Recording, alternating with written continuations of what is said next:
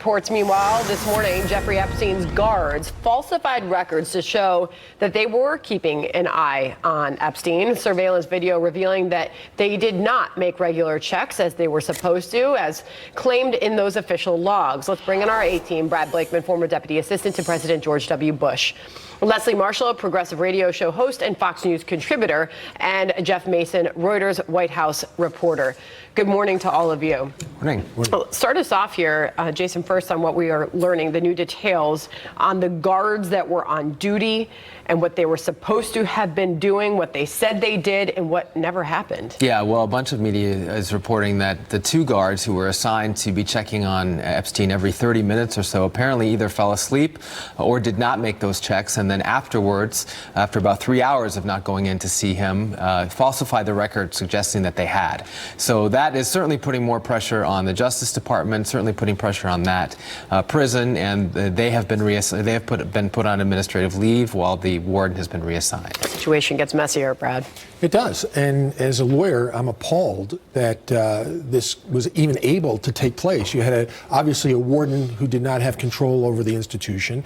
You had guards, at least one guard who wasn't even certified, as the press reports, as a corrections official. And then you had the falsification of records after the fact. So I think William Barr has got a lot to do to convince the American people that he will clean this up and make sure this never happens again, and those responsible be brought to justice.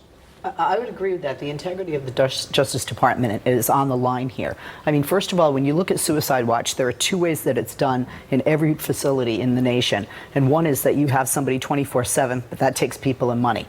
Two, that 30 minutes isn't supposed to be 30 minutes because you don't want the prisoner to know when you're coming because they could commit suicide in between the time. So it's supposed to be like 30, 17, 22, so that they catch them, off guard. These people need to be fired. There needs to be not just a thorough investigation, but for these victims, this cannot die with Epstein. You have other people alleged, like Maxwell, who was allegedly a recruiter. There are other people involved, and this is sex trafficking. This is what some people talk about building a wall for, to keep from happening in our nation and two other nations. And we had this happening allegedly with this man and with others, and the Justice Department You're has precisely to do right. I think what we found out is that the system's not so good after all, is it? I thought Giuliani put a fine point on it yesterday when he was on our program and said this. Number two, guys, roll it.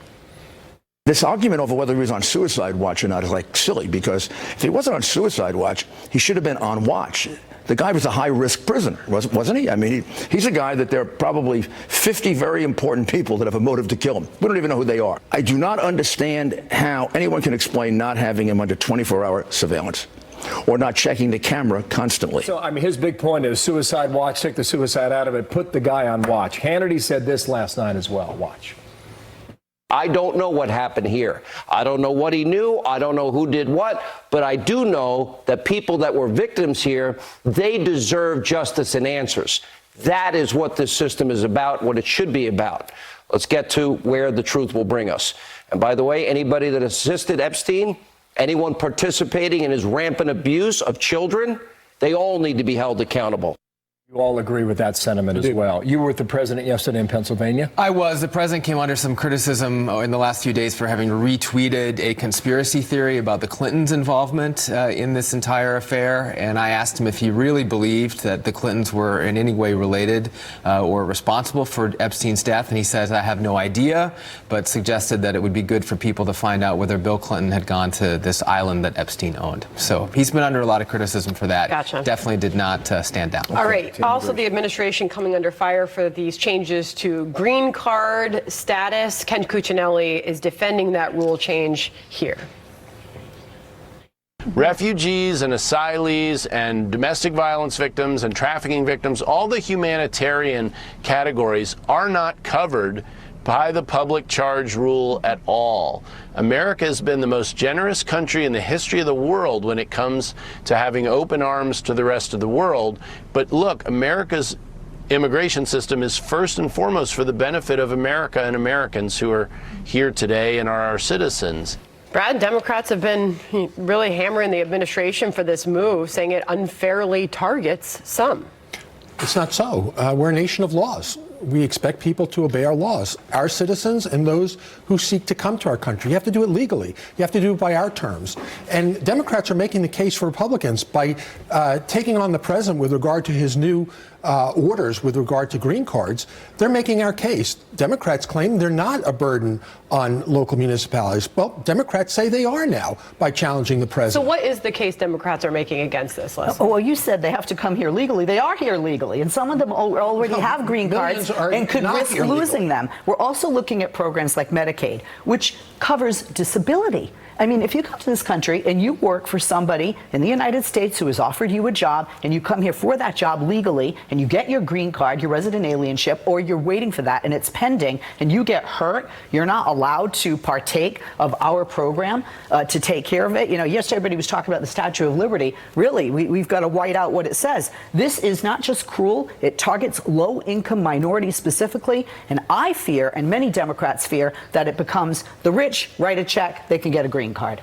But Jeff, these rules, wasn't this rule already? This is 900 pages, by the way. Not a lot of people have been able to dig through the entire rule change. But is it a change, or is it enforcing what was already on the books? Well, I think it may be a little bit of both. I know that you're right. It had a long comment period. It was a pretty long rule. There was a lot of criticism in some of the comments, concerns by critics that people who are here legally will start staying away from taking nutritional assistance that they need for kids, assistance that they need for the elderly in order to get those green cards. So that is certainly the criticism, but it underscores both sides of what's a pretty hot button issue for Democrats and Republicans going into the 2020 race. Look, we want people to come here, but they need to follow the rules, and they need to come here legally. We have millions here illegally. Democrats have encouraged many more to come here through sanctuary cities. And I believe that any court looking at the new regulations or added regulations that the president has added, there is a rational basis for that. There is an invasion on our southern border. But the people that this would apply to, weaponize that word, but they claim it's a crisis as well. The people that this would apply to have come here legally, have gone through the proper channels, are either already in possession of their green card and have resident alienship, are waiting for that, have already passed all of the test, if you will, and now they're saying, wait a minute, the game has changed. By the way, we did have many years ago a public change rule, and you couldn't come into the country prior. And the other thing that bothers me about this is, it's like you said, Sandra, 900 pages. Some of it's very vague, which is if they perceive that you could end up on public assistance. How do you perceive that? Question and answer. That's the process. Jeff, you were in Pennsylvania yesterday. Yes. How does it look for the Trump team there? Well, the president talked a lot about how it was looking really, really good for him. It's interesting. It was an official event yesterday about energy, but he talked like a lot about politics. Yeah. Yes, he did. And he talked about... How was the crowd? You know, the crowd was mixed. He got support for sure, but I saw one person in the crowd who was kind of rolling his eyes at the end, and I went up and asked him, what did you think? And he said, the rhetoric just gets kind of old. I'm glad that he's brought in jobs, but the rhetoric just gets kind of old. The election could be decided in Western PA. We'll Absolutely. see. Thank you, Jeff. Pleasure. Thank you, Leslie. Thank you, Brad. Nice to see you all.